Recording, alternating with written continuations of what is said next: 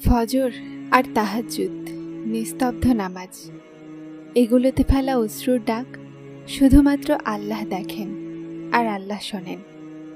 এজন্যই তো এগুলোতে চাওয়া দোয়াগুলো খুব ফলদায়ক। এজন্যই তো এগুলোকে পড়ার পর মন শান্তিতে ভরে যায়। আপনার দোয়াগুলো কবুল হবে, আপনি সেটা অবশ্যই পাবেন যেটার কষ্টে আপনি মিনতি করছেন। কিন্তু মনে রাখবেন, প্রতিটা জিনিসের একটা সঠিক সময় নির্ধারণ করা আছে, আর সেই নির্ধারিত সময় পর্যন্ত অপেক্ষা করাই হলো সবর। অনেক দোয়া এবং অনেক পুরস্কার আমরা তাড়াহুড়া করে জায়া করে দিই। যখন আল্লাহর কাছে যান তো তাওয়াক্কুল আর বিশ্বাসের সাথে অপেক্ষার কৈফিয়তে চলতে থাকুন। কেননা দোয়ার পরে সবরকে ধরে চলার নামই হলো ইবাদত। আর নিজেকে তাড়াহুড়া থেকে যতটা দূরে রাখবে, ততটাই তোমার জন্য ফায়সালা ততটাই উত্তম হতে থাকবে।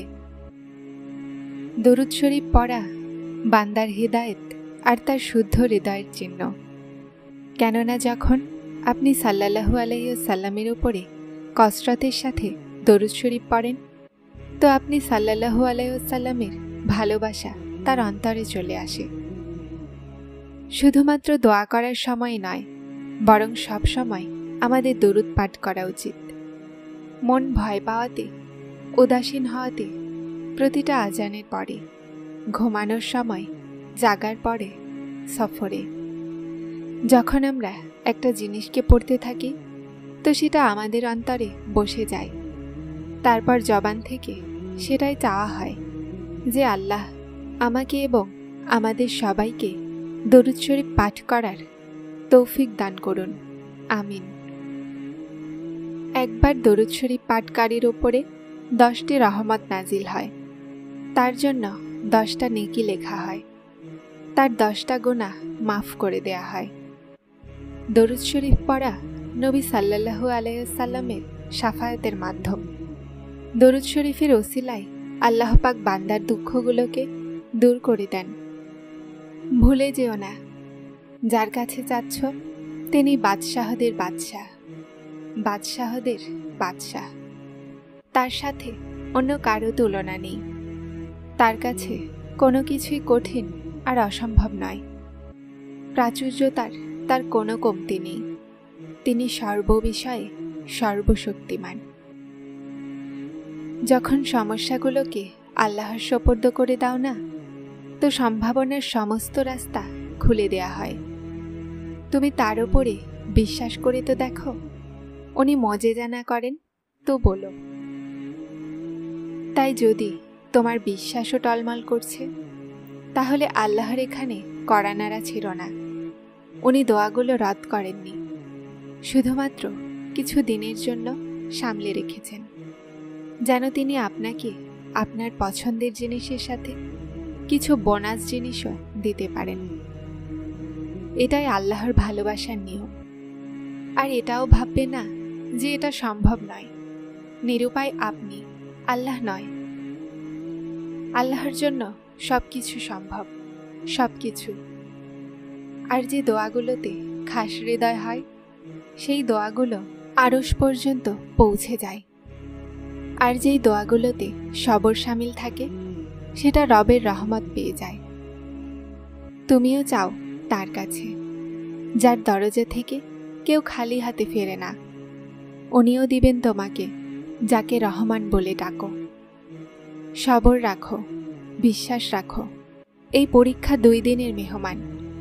জলদি তোমাকেও কবুলিয়তের খুশির খবর শোনানো হবে।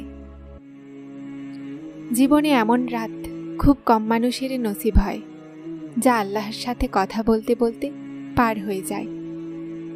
জবাব যদিও পাওয়া যায় না, কিন্তু এই অন্তর আছে না, এটা বলে দেয় সব কিছু। যখন আল্লাহ পাক আমাদের দিকে আসেন না, সেই সময় মন শান্তিতে থাকে, খুব বেশি শান্তিতে। একটা সাধারণ কথাও আল্লাহকে বলার সময় চোখ থেকে অশ্রু আসতে লাগে।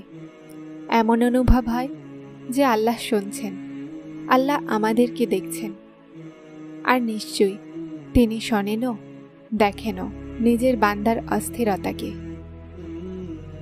কোনো কিছু চিন্তিত করে তো দোয়া করতে শুরু করো, কেননা দোয়াগুলো নিজের রাস্তা বানিয়ে আল্লাহ পর্যন্ত পৌঁছে যায়। এই দুনিয়াতে পাওয়া না পাওয়া কিছুই নেই। উপরওয়ালা সত্তা যতক্ষণ না আপনার সাথ দেয় ততক্ষণ আপনি নিরুপায়, ব্যর্থ, বাধ্য অনুভব করেন। আল্লাহ চাইলে আপনি সব পেতে পারেন, আর যদি তিনি না চান তো আপনি কিছুই করতে পারবেন না। নিজেকে আল্লাহর সোপর্দ করে দাও।